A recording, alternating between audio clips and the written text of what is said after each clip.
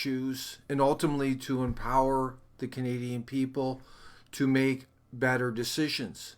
NCA is all about empowering the Canadian people.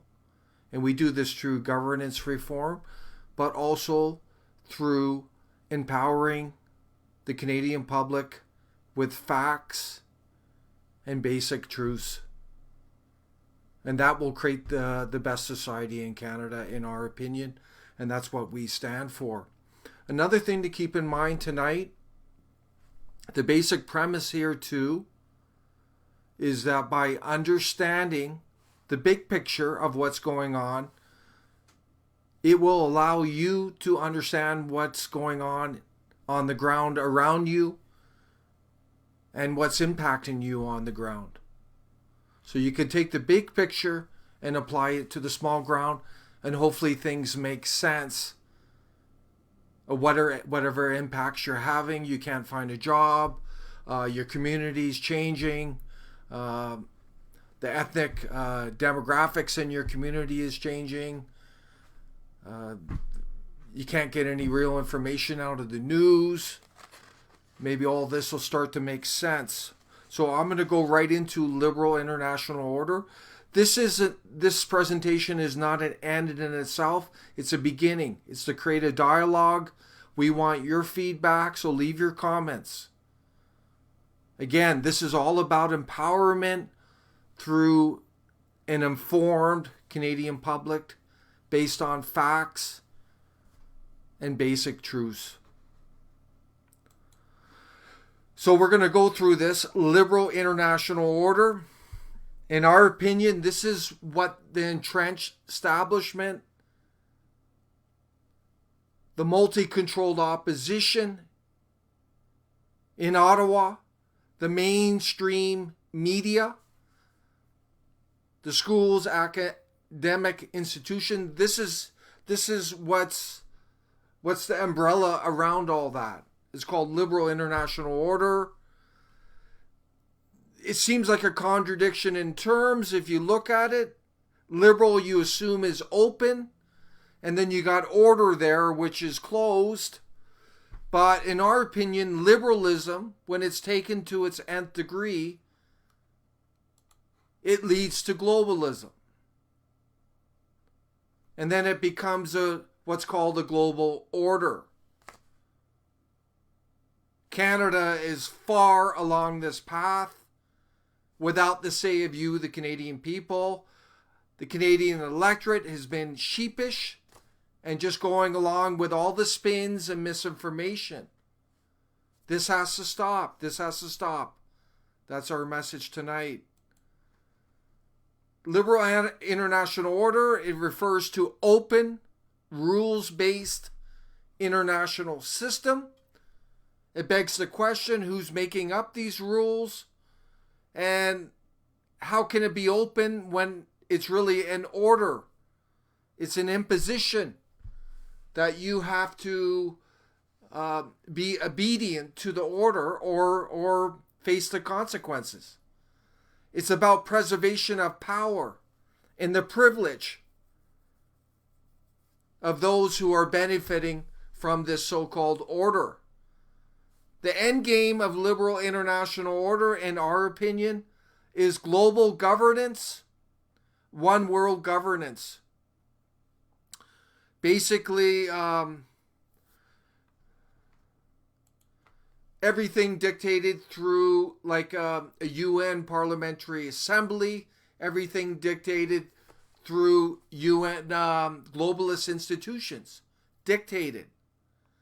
And a good example is the EU zone.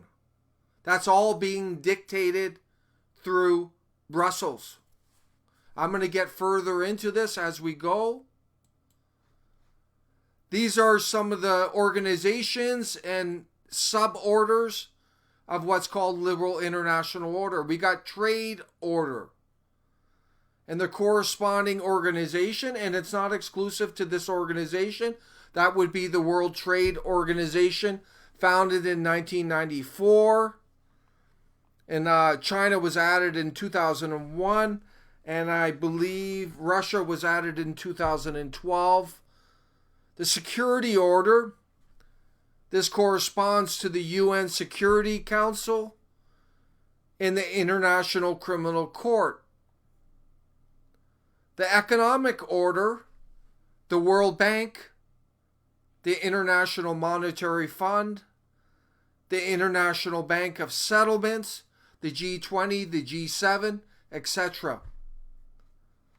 And we added one here, the environmental order, the Paris Accord, UN IPCC. And then another one is human rights order, UN Declaration of Human Rights. And then a spin-off from this is national human rights and also local, provincial human rights commissions and acts, which are connected to the UN Declaration of Human Rights. And this is linked into cultural Marxism. Rules-based order, it begs the question, who's making the rules? And let's look at Canada. There's an implicit rule in Canada now. If you talk about immigration in a negative way, you will be attacked and vilified. This is what's going on through the media, through the entrenched establishment. Anyone who's talking negatively about it, look at Don Cherry, look at NCA. These are the kind of rules they're making up arbitrarily to benefit them. And it's infringement on free speech. We have a growing intolerant, toxic society. This is the rules-based we're talking about.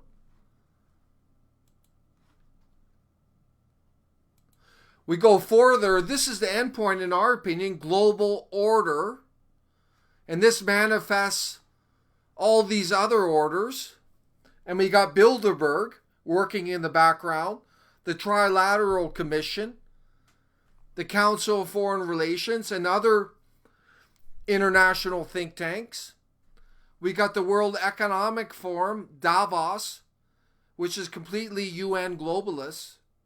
We got global summits, the most recent one coming up in Glasgow in 2020. We got UN Agenda 21, which is a blueprint of this global order, which was adopted by Brian Mulroney in the Conservative Party in 1992, I believe. And then we got UN Agenda 2030, which was adopted by Stephen Harper and the Conservative Party in 2015. And then we got, so these UN Agenda 2030, UN Agenda 21 are basically the working documents of this global order. They're pushing the globalist values on Canadians and other countries where it's being implemented. They're dictating to the governments on all levels how they should operate at a policy level. Go look it up. It's all about global order. There's social engineering in it. There's the cultural Marxism in it. There's all the climate change agenda in it, etc., etc. Go look it up. And then we got the UN Parliamentary Assembly, which would be a facade of democracy on the global level. On the global level, that's what that is. We have globalists working in the background, Rockefeller, Rothschild, Soros, Koch, Gates, actually Koch, Gates. There used to be the Koch brothers, but now there's only one of them. If we go further, there's a professor, Danny Roderick, out of Harvard. He's an international economist, political economist. He says what's going on today is called globalization. And what this is it's about globalist trade, open borders. They're trying to create a unified global market. And basically what this does is undermine the nation states, national democracies. They want to unify all transactions. They want global transactions. They want integration of all markets, a single currency, a single law, a single source of rules. That's what that's about. And a good example of it is the EU zone. That's a microcosm of what they want to do globally, what these globalists want, without question. The problem with this, one of the problems, decisions made by globalist corporations and policymakers are in the context of the global economy rather than the national economy, local economy. Everything is through the lens of the globalist lens, the global economy. The national and local are pushed aside. And what's happening in Canada through this globalist agenda, through these globalist trade deals, through the open borders, we have displacement of national workers. Displacement. Right now, there's over 1 million migrants coming into Canada in 2019 alone. Thousands and thousands, tens of thousands of student permit holders, temporary foreign workers, you name it. Canadian national domestic workers are being displaced. They can't find work. Wages are stagnant. Taxes are going up. Debt is higher. This is what's going on. That's why Canadians on the ground are suffering. And I should add a footnote here. Most economists agree that immigration has an insignificant impact on the GDP and an aging population. We believe what's going on in Canada, the extreme migration into the country, is causing significant economic harm to most Canadians, environmental harm, societal harm. It doesn't make sense, except for the few. Developers, banks, globalist corporations are benefiting from this. The mainstream parties are benefiting by having more voters who will support them.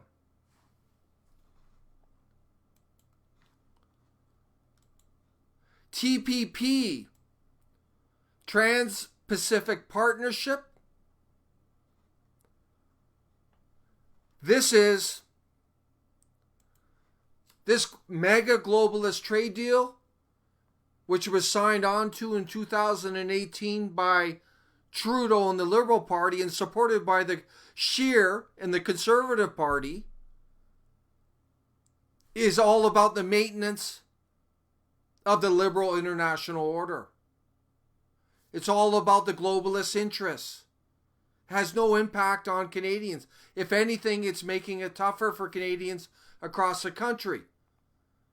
The manufacturing in Ontario is completely drying up because of these globalist trade deals. Ask how you're benefiting from this.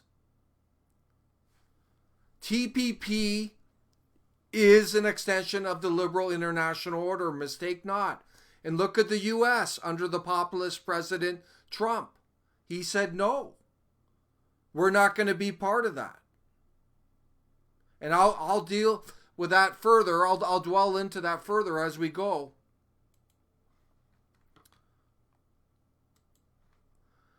But what's troubling about TPP, it's an avenue. These globalist trade deals are an avenue for special interests to pursue their agenda nationally and domestically, bypass our laws. That's what's happening. These globalist trade deals is all about special interests, getting access. It's not in the best interests of the Canadian people. That's what's going on. This is all part of the liberal international order. CANZUK. And this is a Commonwealth zone, similar to the EU, very similar but bigger. Potentially it could get as high as 53 countries. This is all about open trade, open borders. It's all about liberal international order. It would be a global order over the Commonwealth countries to the benefit of the special interests, to the benefit of those globalist corporations, giving them access, unfettered access to all those countries.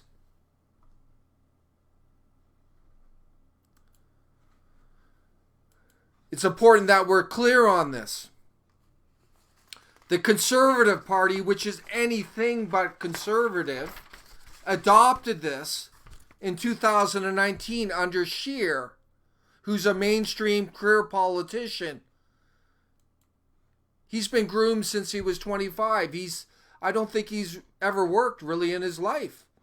He's just another mainstream career politician. Anyways, CANZUK is official policy of that party.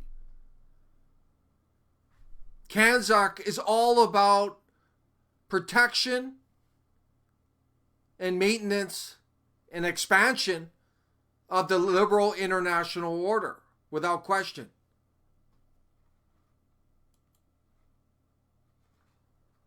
And it's in response to Brexit, which is the UK getting themselves out of the EU, the election of Trump under populism, the rise of populism in the EU, and nationalism in Europe. These are all setbacks for the liberal international order. Mistake not. And I'll be very clear here. We're not politically correct at NCA. I'll tell you this, and this is the honest truth. That Conservative Party in Canada, there's only two things they're conserving. Quote, conserving. They're conserving the status quo, the entrenched, corrupt status quo, and they're helping to conserve the liberal international order. That's it. That's the honest truth. Cut away all the spin and misinformation. That's all they're about. It's just globalism. Globalists. That's the truth. Are they any better than the liberals? They are the same. There's no difference.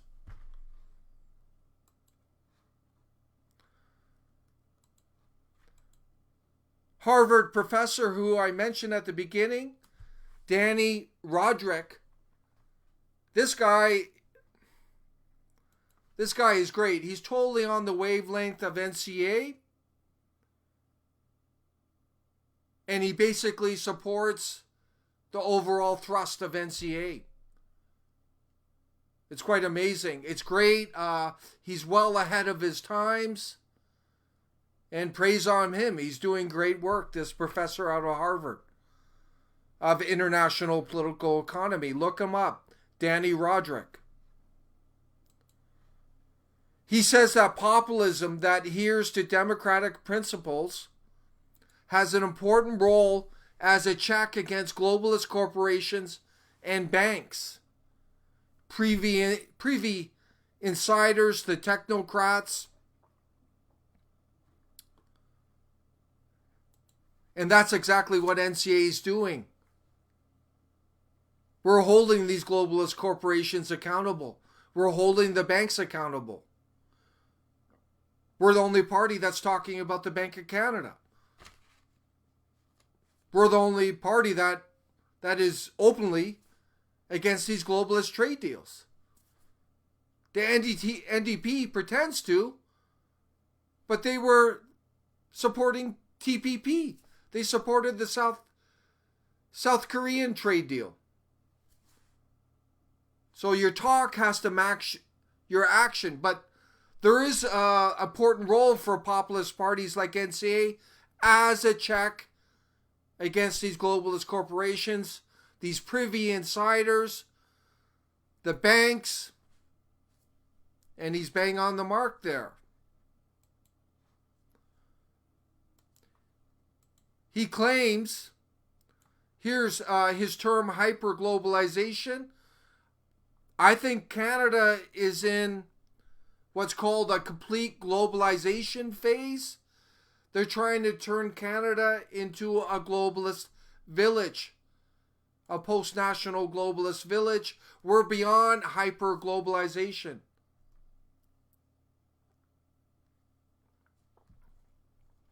But within that triangle, he says, we got hyper-globalization, nation-state, democratic politics. Professor Roderick says you can only have two of these at the same time. So if you don't have hyper-globalization, you can have a nation-state democratic politics. If you don't have nation-state, he says you can have democratic politics. I don't think he thought this through far enough. In our opinion, if you have hyper-globalization and you take it further to complete globalization, global order, you're going to have neither nation state nor democratic politics. You're going to have a facade of democracy through something like the UN Parliamentary Assembly, and it's going to be all about the special interests behind the scenes and the globalist corporations, the banks. You get it out there. You understand. But that's where we're headed. This is about the eradication of the nation state, and we would argue the eradication of democratic politics. And we see that in Canada. Although we have regular elections, there's so many obstacles and unfairness within them. So much bias in terms of who's allowed in the national debates, in terms of funding, in terms of media access, you name it. The spins in the media, the mainstream media, the misinformation, the censorship of NCA during the election, denial of participation in local debates. You could see the erosion of the democratic politics.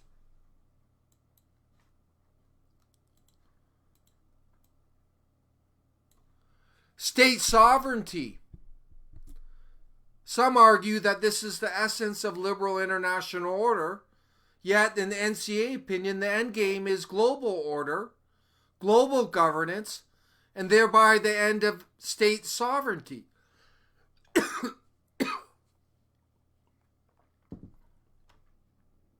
And remember Harper. He was talking at the G20 in 2010, and he said we have to be willing to sacrifice our sovereignty, our national sovereignty, for global economics. You see right there, you see the Conservative Party and Harper, they were already into the liberal international order and cutting off Canadian sovereignty. He even said it. And then he went on to adopt UN Agenda 2030, which is the basic framework for global governance. And it's being implemented on all levels of government. But there's a divergence here, because the end game is global order and the eradication of sovereignty. So nation states, which are supposed to be the essence of liberal international order, are going to be eradicated under this program. And this is causing tension in Canada, other Western countries.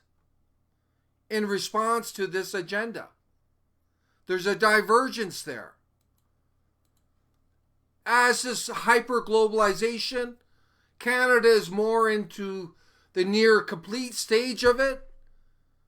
There's a tension between national sovereignty, national citizenry, patriotism, and these globalists and their agenda. That's where the tension is. You see it going on in our country.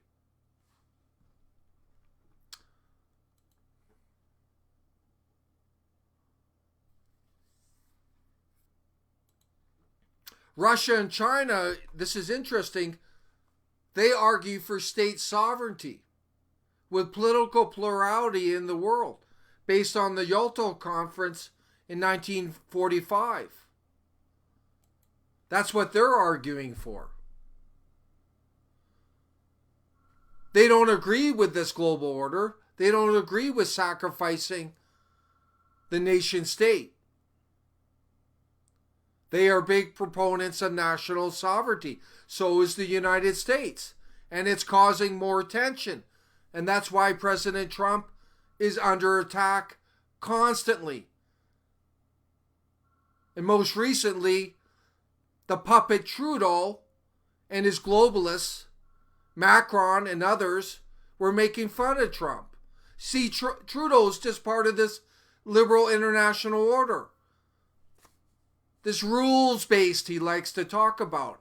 He's just a globalist little puppet. That's all he is. Professor Danny Roderick argues for nation states, political plurality, similar to Russia and China. He believes this will strengthen the global economy. He believes this global order, this global governance will harm the world economy. Danny Roderick, he's arguing that having strong nation states with independence will create the strongest world economy. And that you don't need all these institutions, these globalist institutions. Like the UN is now interfering in Canada. It's dictating our immigration numbers. It's pressuring us on First Nations issues, environmental. There's UN Agenda 2030, which is being implemented on all levels of government. We have the banks, central banks, controlling Canada. Ever since the public lending right was shifted in 1974. We're losing our sovereignty. We have big, powerful countries investing in Canada. China, FIPA, 35-year deal. They can bypass our laws, do what they want. TPP, it's all about globalist interests. Professor Roderick is arguing what NCA is arguing. Strong nation state. Working with other countries, other nation states, through mutual policy agreement. Not through these globalist institutions. This is exactly what NCA has been saying. And he talks that it should be more of a traffic flow, exchange of policy space through strong nation states, natural mutual cooperation, rather than dictated, manipulated through globalist institutions. He believes that this will create the strongest global economy, and it makes complete sense. When the building blocks of the global economy are strong, independent, producing, and then they're working out with other countries, it will produce the most for the world economy. We're headed in the other direction right now. It's what Trudeau said, the post-national state. They want to eradicate the nation state. This country's way off track. Through this globalist agenda, the liberal international order. NCA is providing a new direction of strong nation state, focus on national citizenry, helping Canadians first, secure borders in Canada, national sovereignty, working with other countries in exchange of policy, mutual agreement, cutting out the special interests, putting our people first. Share your comments tonight. Thank you.